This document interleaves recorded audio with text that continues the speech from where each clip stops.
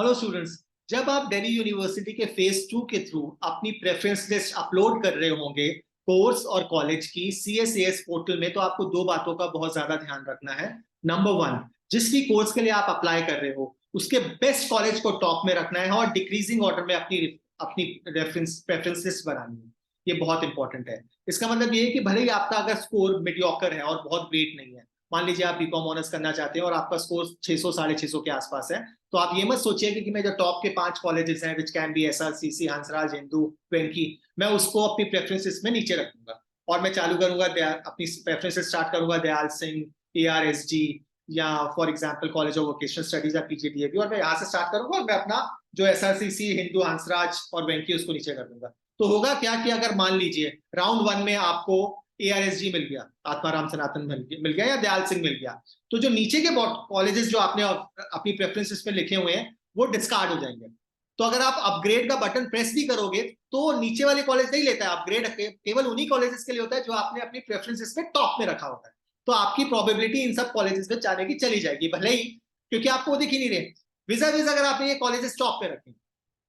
और आपने अपने जो बाकी कॉलेजेस, फॉर एग्जांपल आपने टॉप के कॉलेजेस SRCC, हंसराज, हिंदू, वेंकी टॉप पे रखा है, उसके बाद आपने रखा for example PGDAB, ARSG, Dayal Singh and so on and so fourth, तो हो सकता है आपको पहले राउंड में टॉप के 5 कॉलेज नहीं मिले,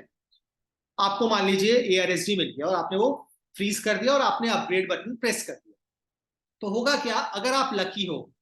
तो first, second round, third round या स्पॉट राउंड में अगर कभी कोई सीट खाली होती है, आपके पास एक ऑप्शन आएगा कि whether you would like to upgrade and go to a better college for doing this kind of a course or not। और अगर वो आप लकी हो गए और आपको वो मौका मिल जाएगा तो आप कभी भी बेटर कॉलेज में जा सकते हो, नॉर्थ कैंपस या साउथ कैंपस के। So whichever if luck favours you, you always have a chance to upgrade and go to a better college even at a low score, which is a very important thing and that can only happen अगर आपने preference बनाते वक्त top के colleges for a particular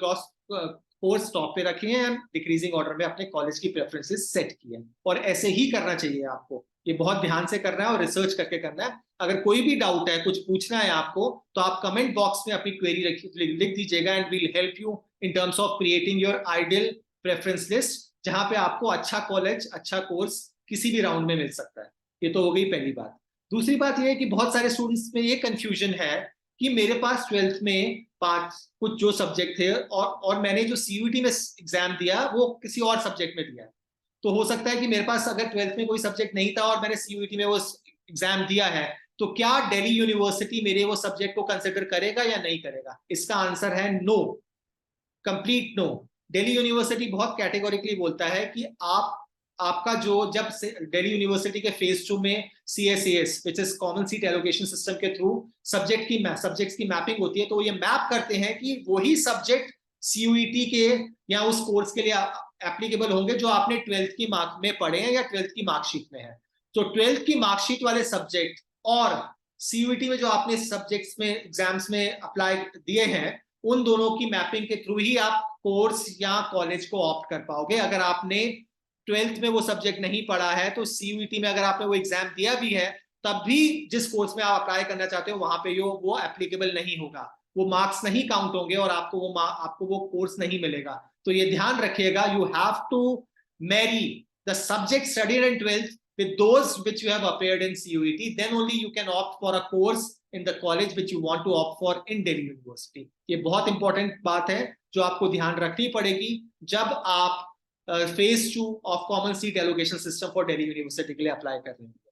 तो ये दूसरी बात हो गई। तो अब आपको क्या है, अगर in case you have some personalised doubt और क्वेरी और आप चाहते हो कि हम आपकी हेल्प करें, तो we are always there to help you. आप बस कमेंट बॉक्स में अपनी क्वेरी लिख दीजिए and we'll help you in terms of resolving your query. So thank you and all the best। 24th is the last date, कल का दिन रह गया है आपका फेज 2 कंप्लीट होने के लिए। तो अब कोई भी कंफ्यूजन हो तो आप बताइएगा।